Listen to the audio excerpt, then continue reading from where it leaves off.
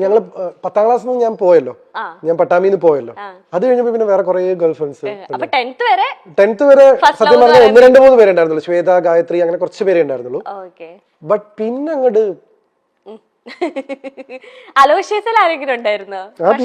ഉണ്ടായിരുന്നോ first year, second year, third year, fourth year, third year. പിന്നെ എന്താ വെച്ചാലേ CIRS കഴിഞ്ഞപ്പോഴാണ് ഞാൻ ഭയങ്കര കംഫർട്ടബിൾ ആയത് പെൺകുട്ടികളായിട്ട്. കാരണം അവിടെ ഈ ഒരു ആൺകുട്ടി നമ്മൾ സ്കൂളിൽ പഠിക്കുമ്പോഴേ പണിഷ്മെന്റ് കിട്ടിയാലാണ് പെൺകുട്ടികളുടെ കൂടെ പോയിരിക്കുക.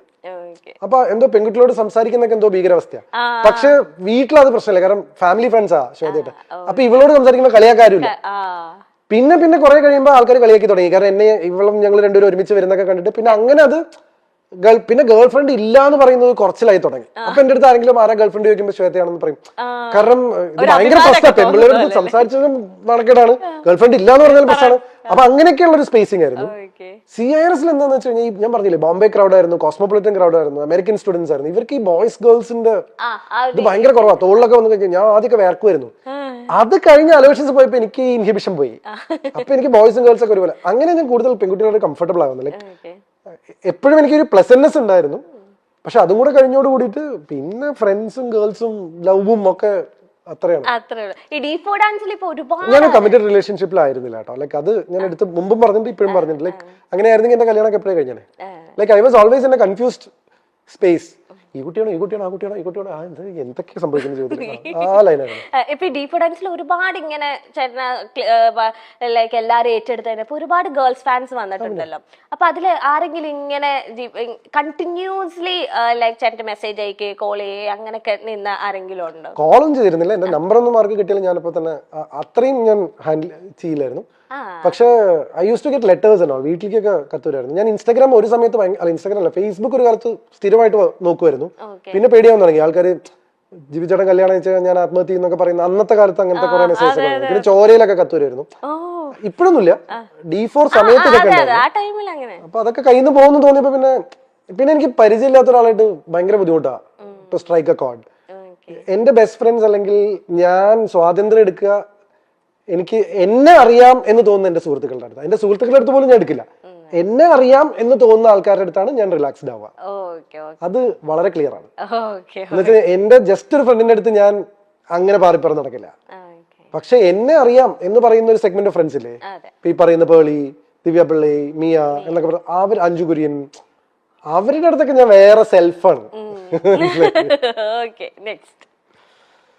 Where is GP's happiness? In whatever GP does.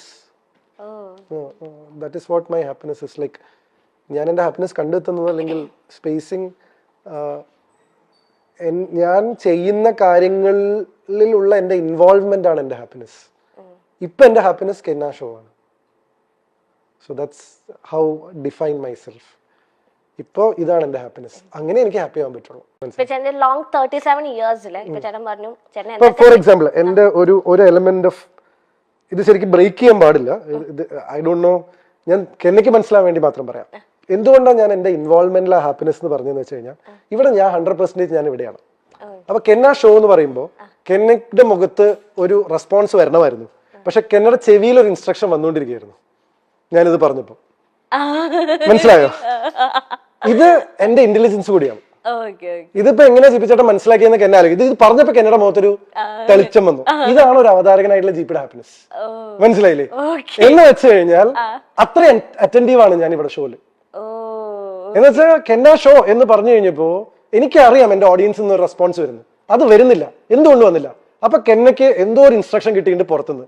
ആ ക്വസ്റ്റ്യൻ ആണ് അടുത്ത് കെന്ന എന്റെ അടുത്ത് ചോദിക്കാൻ പോകുന്നത്. Is this long 37 years? ചോദിച്ചോളൂ. ഇനി ഞാനൊന്ന് ചോദിക്കണ്ടല്ലോ. സ്റ്റേറ്റ് അവാർഡ് അവതരണത്തിൽ കിട്ടാൻ പറഞ്ഞ എളുപ്പമുള്ള കാര്യമല്ല. ഞാനൊരു ദിവസം ഇങ്ങനെ കേട്ട് പകച്ചു പോയി എന്നൊക്കെ പറഞ്ഞു. അല്ല, this is A tip for you as A anchor. മനസ്സിലായില്ലേ? ഇതൊരു ഇത് this is my happiness. This is GP's happiness. അതാ ഞാൻ നിങ്ങളെ ടെക്നിക്കാലിറ്റി ഞാൻ ബ്രേക്ക് ചെയ്യണോന്ന് വരെ ഞാൻ ഇപ്പൊ ചിന്തിച്ചു. കാരണം നിങ്ങളുടെ ചെവിയിൽ ഒരു ഇന്നിയർ ഇരിക്കുന്നുണ്ടെന്ന് പ്രേക്ഷകർക്ക് അറിയില്ല. പക്ഷെ this is A content for you. ഇത് കെന്ന ഷോയുടെ ഒരു കണ്ടന്റ് ആണ്. വേറെ ഒരാൾ ഇവിടെ വന്നിരുന്നത് നിങ്ങൾക്ക് ഇങ്ങനെ ഒരു സാധനം പറയില്ല. കാരണം ഞാൻ അത്ര അറ്റൻറ്റീവ് ആണ്. ഞാൻ ഇത്രയും സംസാരിക്കുമെങ്കിലും എന്റെ ചുറ്റും നടക്കുന്നതിനെ കുറിച്ച് ഞാൻ എസ്പെഷ്യലി ഒരു ഷോ നമുക്കറിയാം ഇത് എന്റെ ഏരിയ ആണ്. അതെ അതെ സത്യം. അപ്പൊ ചോദിച്ചോളൂ ലോങ് 37 years അല്ല ചോദിച്ചോളൂ അത് നിങ്ങൾക്ക് അവിടുന്ന് ഷോന്റെ ഒരു ഇൻസ്ട്രക്ഷൻ വന്നല്ലേ ഞാൻ പറയാം. ലോങ് 37 years ഏറ്റവും ഹാപ്പിയസ്റ്റ് ആയിട്ട് തോന്നിയ ഒരു മൊമെന്റ് ഏതാണ്? ഇതാ ഇത് പറയല്ലേ വേറെ പറ. ദിസ് മൊമെന്റ് എടോ ഇതിലും നല്ലൊരു മൊമെന്റ് ഏതാണ്? ഒരു അവതാരകന് ഇതിലും നല്ലൊരു മൊമെന്റ് ഏതാണ് ഹാപ്പി ആവാനുള്ളത്? പിന്നെ വേറെ കാരണം അല്ല അതാണ് കാരണം this is my job and I am good at it. Yes. Next